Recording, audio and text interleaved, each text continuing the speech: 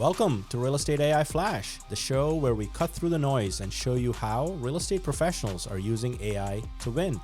I'm Rajeev Sajja, and every week I talk with people who are actually getting it done, not just talking about it. Today's guest is Jesse Pederson, Chief Technology Officer of Luxury Presence. He speaks about digital employees they're building for real estate agents that handle blog writing, advertising, social media, and more. Let's get into it with Jesse. Well, welcome to another episode of Real Estate AI Flash. You know, usually we have real estate agents sharing best practices on AI, but sometimes we get thought leaders in the industry that are doing some cool things. And today that is one of those episodes. And I have Jesse Pederson, Chief Technology Officer with Luxury Presence, joining the podcast. Welcome to the podcast, Jesse. Thank you, Rajeev. Great to have me here. Thank you. Yeah, of course. Yeah, looking forward to talking all things AI, but I gave you like an elevator pitch introduction for probably what is a storied career that's still in progress. So I'd love for you to walk the listening audience through how you got into real estate and bring us to today. Absolutely. So the bulk of my professional career has been in and around the built environment. So back in 2013, I co-founded a startup called Building Connected. We were in the construction technology space. So went very, very deep on understanding all the ins and outs and the software needs of specifically commercial construction. Had an amazing journey, grew that from 2 people to 200 people over the course of 7 years, and successfully sold that to Autodesk in 2019, makers of AutoCAD. There, I got exposure now to the architecture space, right? Obviously, most buildings in the world designed with some sort of Autodesk software. Spent 3 years there managing a data team, data lakes, data warehousing, data processing, anything with data somehow flowed through my org.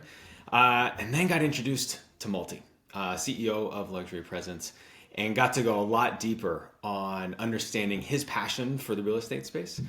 What was nice is it jived also with my own family. My wife has her license. Her father is a very prolific agent in San Francisco. Her brother sells in the city. Her brother-in-law, we have a lot of familial connections to the real estate industry. And there's a deep, deep connection, I would say, at Luxury Presence with the entrepreneurial spirit of realtors. Right? The way we look at it is there's 1.5 million entrepreneurs out there in North America alone. And I love that connection. I'm an entrepreneur myself, and I thought, I have a ton of knowledge and experience in both data and the built space. Let's now take that to real estate.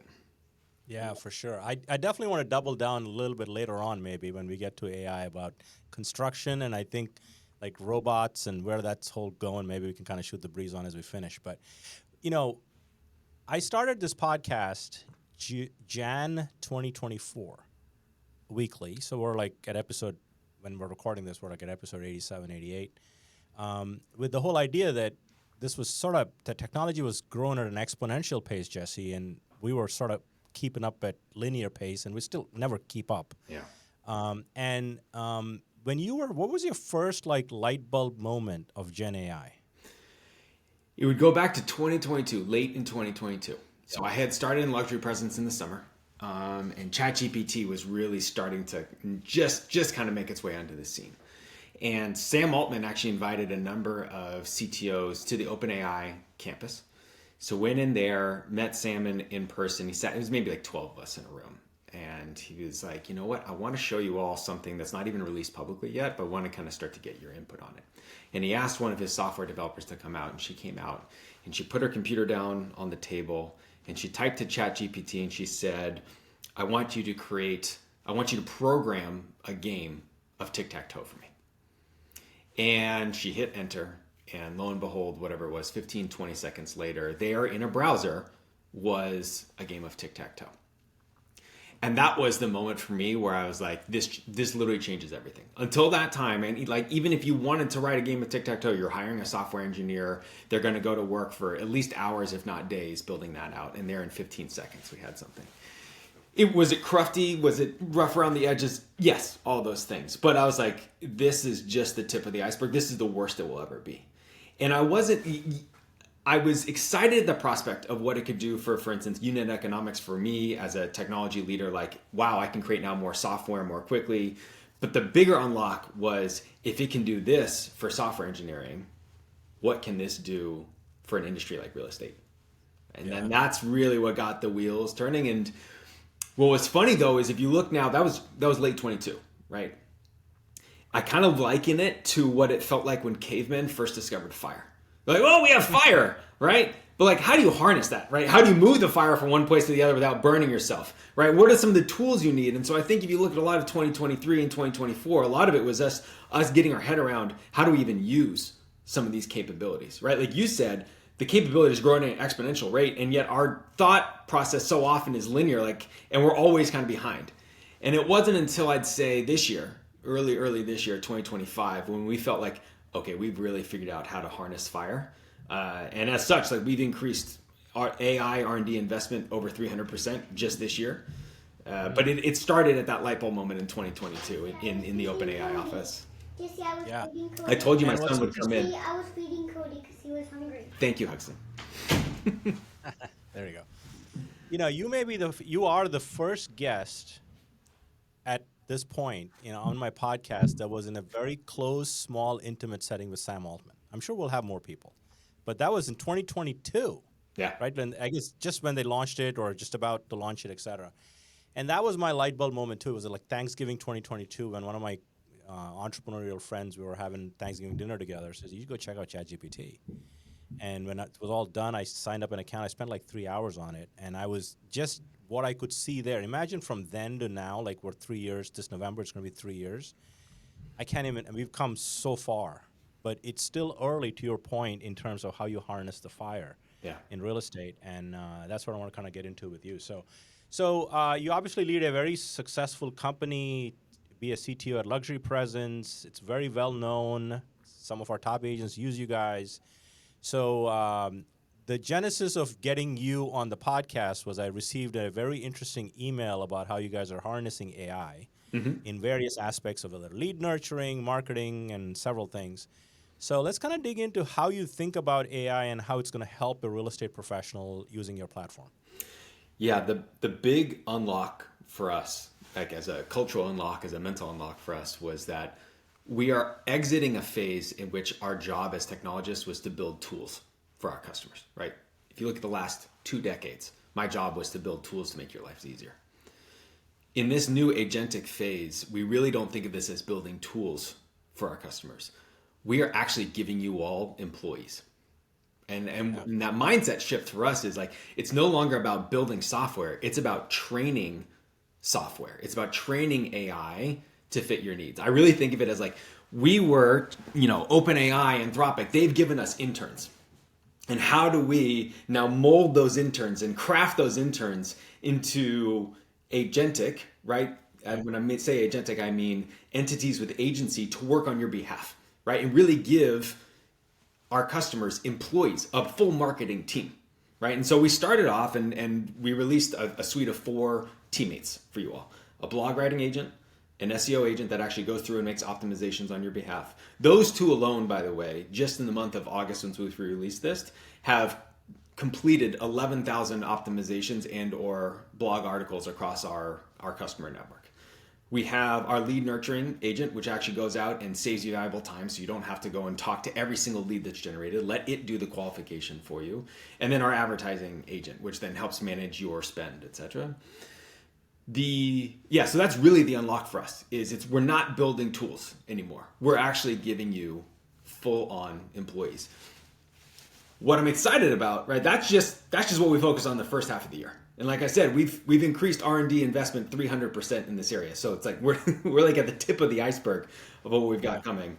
Later this year, essentially the next iteration, our next employee around our blog writing is going to double down and make longer form content, more engaging content, more hyper local to your sphere of influence with some really engaging imagery, right? We understand how important aesthetics and brand is for our customers. Image generation technology is increasing at a crazy rate, and we've got some very, very cool things to show on that front. We will be introducing later this year a new advertising agent specifically for listing ads, right? And again, in the vein of like, what would you ask an advertising employee on your behalf to do?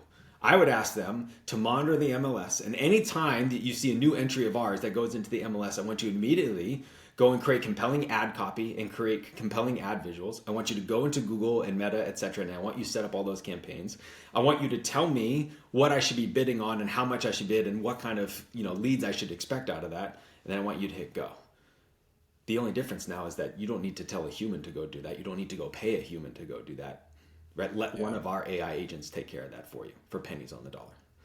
And then, sorry, go ahead. Go ahead. No, 2026, early 2026, I'm very excited. We are actively working on a social media agent. What is so tricky about social media agents, and both an opportunity and a challenge in one, is it has to so succinctly but accurately represent your brand. Yeah. Right? It's like it's your face out there, right? And this hallucinations are not an option at that point. Right? It's got to really, really nail who you are. And so we're really being thoughtful and taking our time and ensuring that what we put out there is a great, accurate representation of each person. And here's what's the fun part. We're not training one employee, which we then deploy to 15,000 customers. We're training 15,000 employees. Yeah.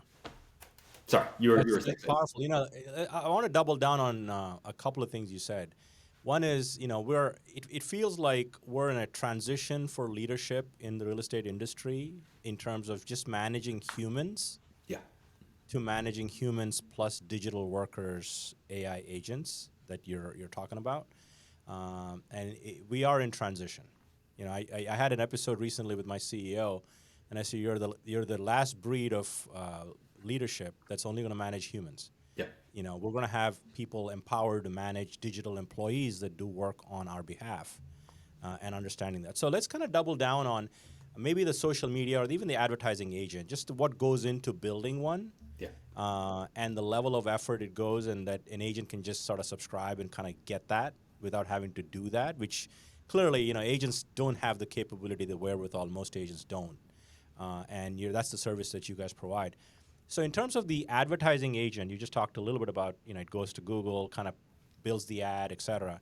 How much of the best practices, what ads are working, go back into training the AI to get better over time? Yeah.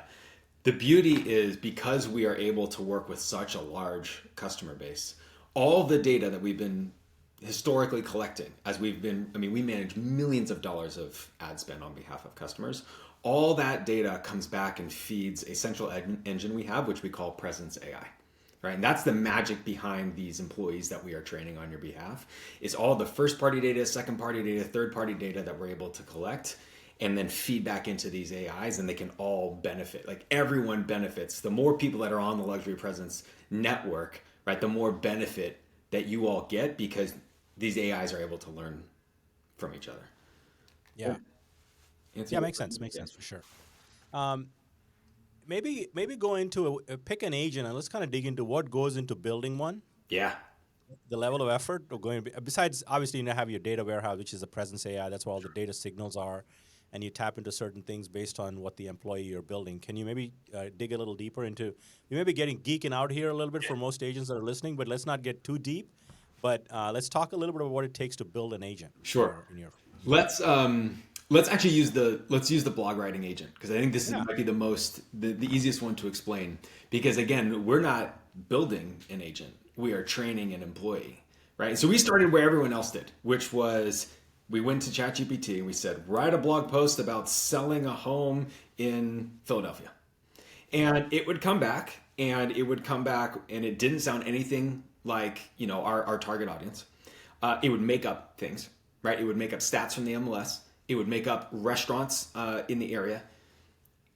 And so the first pass we had to do is we said, okay, we can't trust it to just write on its own. Would you trust an intern that you literally just hired? You just hired your cousin to come work for you, right? They know nothing about your business. Would you just say, go write a blog? No, you're going to give them things. You're like, all right, I don't want you to go look in the MLS. I'm going to give you the MLS data, right? So that's one thing that's very important is we don't let these AIs go and train themselves on the MLS data. We specifically say, okay, for a given region, here is some data that you should use in this blog form, right? Again, don't trust it to go and look up and from its memory understand what restaurants are good in an area.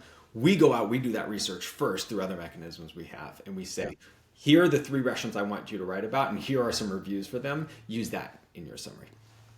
Right, so now we've gone from what I'd say is an intern to an entry-level employee.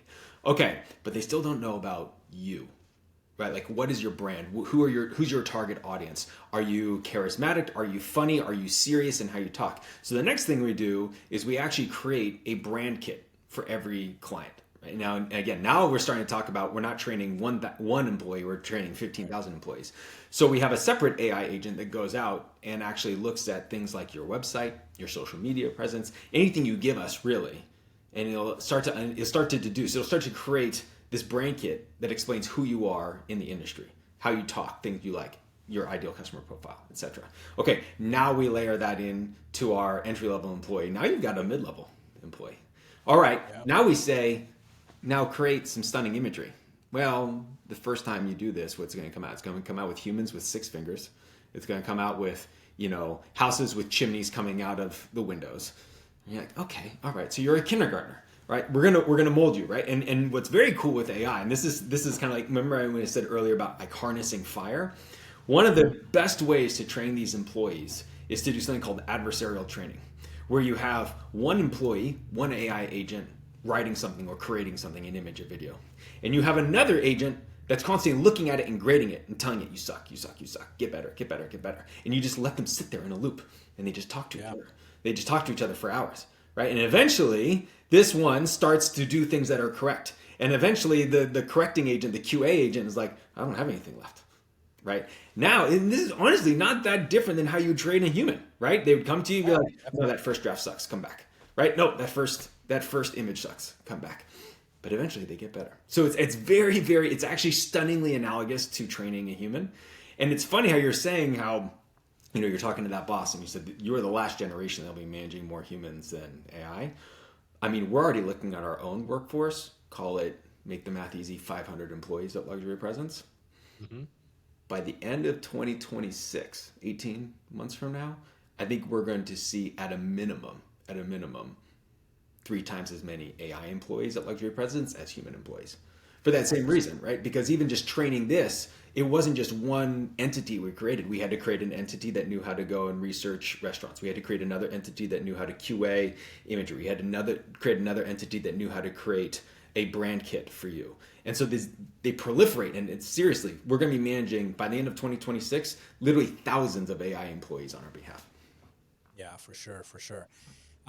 That's a great explanation for even if non-technical people can understand. How do you train a human employee is very similar. How do you train an AI agent, except that this can be much faster, happens without oversight, little bit oversight. Human is always in the loop. Yeah. But so I want to kind of dig a little bit into your how you built these agents. What kind of, is it have you guys partnered with a large language like a French, frontier model like OpenAI or is it like self-hosted? Just talk to me about that in terms of how you guys are. Absolutely. Generally speaking, we do leverage the largest frontier models, but we really don't want to strategically, nor do we think it's the best idea to isolate ourselves to just one. So in fact, remember when I was talking about training that blog writing agent, we actually use all 3 of the major providers. So parts of it are done, actually maybe even 5. Parts of it are done by OpenAI, parts are done by Anthropic, parts are done by Gemini, Google's Gemini, parts of it are Perplexity, and then 1 or 2 parts are even, open source models. Yeah. And the reason for that is because even if you look at like the benchmarks out there, each one of these companies has found either intentionally or unintentionally that they are better at certain things than others, right? There's very clear benchmarks of which ones generate imagery better. And there's better that, that do maybe short summaries versus long form writing or deep research. And so we really do we actually have entire systems built around evaluating, right? We'll feed it, 10,000 use cases and then try all 3 or 4 of the large language models against it. And then we have rubrics to understand which one is best for each step along the way. Yeah, makes sense. So before I get to my final 2 questions, I want to get to Jesse's personal AI tech stack. What are the things that you love using? And this is not about things you're testing. Yeah. I mean, how it has helped you. Like one of the things I did, Jesse, earlier in the year, I documented what I did for a whole week. Anything that's longer than 30 minutes, task-wise. Mm-hmm. Pre-AI, how much time it took me, and with AI, in certain cases, how much time it took me. and I calculated about a 35% productivity improvement. This is just me using AI in my job, Yeah. whether it's for podcasting, email, all the things that you do. So I'm curious, what does Jesse's personal work AI tech stack look like? Real quickly on the 30%, it is really interesting that you nailed like 35% because every measuring this is crazy hard, right? It's crazy hard to really understand the savings. And there's no perfect way of doing it. But every single time that we've looked internally at what kind of efficiency gains we're getting, the number is always somewhere between 30 and 40% at a minimum. At a minimum. There are some things we're And working on. Yeah, go ahead. you're right. I only did it for a week and Yeah. I extrapolated it because these are tasks that I do every week in some capacity. So love to learn about your tech stack before I get to my final two questions. So I'm gonna give you two tools that I use like on a very regular basis, and they may Yeah. seem benign, but it's real. First off, I love Midjourney for Yeah. image generation. Right, a large part of my job as CTO running a large organization is storytelling. I love storytelling accompanied with imagery. So when I'm creating decks, when I'm creating memos, oftentimes I will go to Midjourney to help ground my either spoken word or written word in some sort of imagery that helps capture the imagination of my audience, again, whether that's internal or external. And I just remember like when I was at Autodesk and I lived in PowerPoint every single day, how many hours I would spend scouring the internet for like just that right image. And now it's a matter of like I can get things I could never have even that would not exist on the internet out there, right? So I do deeply believe in the value of imagery as a storytelling mechanism, and it's also getting better now with video. That takes a little bit more time to play with. Yeah. The other one, and again, benign, like if this is everyone should be using this, but ChatGPT, but specifically not as much for writing. Yes, there are plenty of times where I use it for writing or Gemini for writing, but for deep research. And this is actually as much flack as GPT-5 has gotten on the internet. Like a lot of people are like, it's a step back from GPT-4 or whatever. I think the major unlock that people are overlooking is that in the GPT 4.5 days, most of my time with ChatGPT was not spent with GPT 4.5. It was spent with O3. So you had to go to the model picker and you had to pick O3, which was its more deep reasoning model. Because that's where anyone, I think, who is running a business or who has large purview, that is your strategic sidekick. There was literally never a meaty decision that I engaged on that I didn't at first at least ask the opinion of O3's deep research, right? Go out and deep research on a competitor or a technology that we were considering evaluating. I've literally now made it part of no engineer now is allowed to even come to me with a proposal of a new, for instance, technology vendor they want to implement without also showing me I went to deep research and I looked at 7 alternatives, which historically would have taken 3 days of research. There's no excuse now, right? It's 15 minutes that comes back to you. And oftentimes they're like, oh, I didn't even know that vendor existed. I'm going to go and look at that one. So again, these are tools that I think everyone should be using, but I do deeply use. With ChatGPT 5, now I don't even need to go to the model picker. I just ask it this question and it's smart enough to know whether or not it's just going to blurt an answer out for me real quickly or go into deep research mode and say, hey, I'll come back in 5 minutes with an answer. Yeah, for sure. I mean, I've enjoyed deep research a ton for a lot of the research. And one of the big unlocks for me was when deep research first came out, obviously it's grown in terms of which platforms are offering. I love Gemini's deep research as well. It does a really good job. But irrespective of the platform, I think the concept of leveraging deep research as a strategic partner in any decision making you do, I think is a great takeaway there. So here was my fun question before I get to my last two. This was the construction question that you were construction technology. So I was recently in a presentation with Steve Brown. He's like a AI futurist. He worked at Google DeepMind, and he was talking a lot about not just digital workers, which sort of I knew, and then humanoid robots. And the impact of that humanoid robots in construction and driving construction costs down. Yeah. In terms of everything. So what is your unfiltered take on humanoid robots as we transition to the ending the podcast here? I'll be honest. I think we are decades away from something that is truly game changing on that front. what's hard about robotics in the actual real world. There's just so much inertia working against them. First off, I actually think that in terms of when we look at AGI, in terms of just like a computer to software, I think America has clearly shown we're leading the pack. Yeah. Robotics, I do think China has some advantages over us. It has the manufacturing skills that we just frankly don't have anymore in America.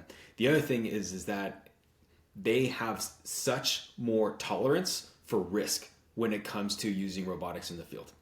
Right? We are going to be, and now you're starting to get into like personal beliefs, but like in America, if there's a chance at all that a robot is going to hurt someone, we're not going to deploy it. Legal compliance, the whole thing, yeah. Whereas other countries are going to say that's a risk that we're willing to take, and we know there's going to be injury and death because of it, and we're just going to carry on anyway. So I do think there are some cultural, legal, and other reasons why it's going to be hard in America.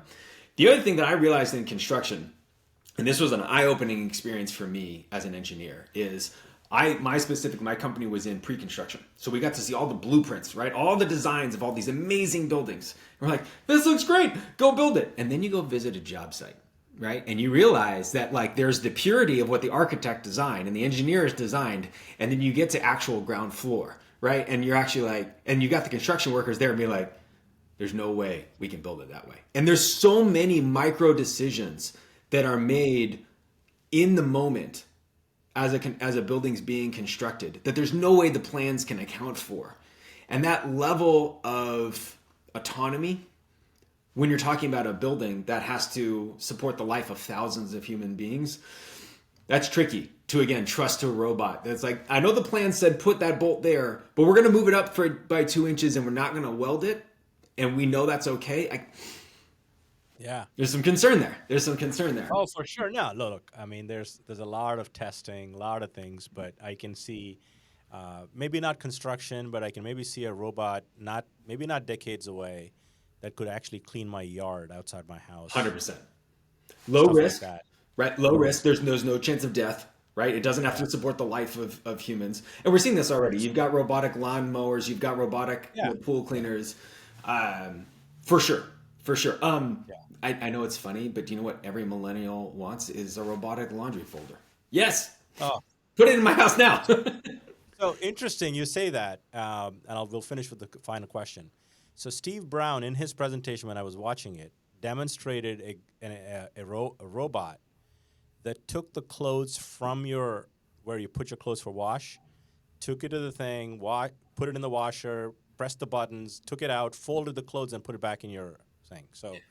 I mean, yeah, I'm sure the next decade is going to be fascinating on a variety of levels, right? So here's my final question, Jesse. This has been interesting, very interesting, good conversation. I appreciate you jumping on. So are you a book person or a podcast person? Podcast. So is there one podcast that you listen to that has probably influenced you deeply than others that you'd recommend to the audience? I'm a fervent listener to the AI Daily Brief. AI Daily Brief. The AI Daily Brief. And what I really appreciate is just generally in life, I'm not a long form content consumer, whether that's written or oral. It's 5 minutes, right? And 5 minutes, it just hits you with the day's headlines. And then there's a 15-minute segment afterwards where he goes deeper if you want. And there are some of those that I would say are very applicable to real estate agents and others that are more applicable to me as a technologist. But those first 5 minutes are generic to anyone, right? It's just keeping you up on the news. And I think it's so important because, as you said, this technology is increasing exponentially. Our default as humans is to think linearly, and at a minimum, you just have to be aware of all the changes that are incoming to even have a shot at thinking exponentially. Yeah. I've heard it a few times. I've not heard it daily. Mm-hmm. So I got my own list of podcasts that I listen to, but I definitely add that to my list since you mentioned it. So last question. So if you had to give an advice to a real estate agent, because many of our listeners are agents, broker owners, thought leaders in the real estate space, what is the one piece of, it doesn't have to be AI, anything. It could be anything that you feel like one single piece of advice you'd give your younger self in the real estate industry that would be beneficial for our listeners?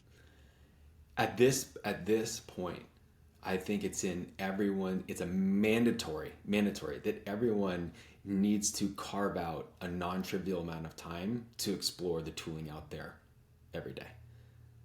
You said yourself, right? You did an experiment with your own life where you measured everything for a week, and this is what's going to separate the next phase of workers, whether it's in real estate or any industry, is who are the people that are going to learn how to leverage this technology, because there's going to be a window of, call it 1 to 3 years, where the people who learn how to leverage these technologies are going to have such a substantial competitive advantage. At some point, AI maybe catches up and everyone just kind of like wakes up one day and like their work is done for them. Okay, that's fine. Like we'll worry about that in 3, 5, 10 years. But there's a window of time right now where the people who understand how to use this and take the time to use it are going to have a substantial competitive advantage. But you have to put the time in. You have to put the time in. Yeah. Stay curious. What is that? Stay hungry, stay foolish. Yeah. Has never hurt anyone for sure. So this has been great, Jesse. Thank you for hopping on, and I hope I can meet you in real life sometime soon. I don't know if you're coming up to the Riz Media thing or I think maybe your CEO is coming up, but I'm sure we'll catch up soon. But I appreciate the time. Thank you. Appreciate it. Have a good one. You too.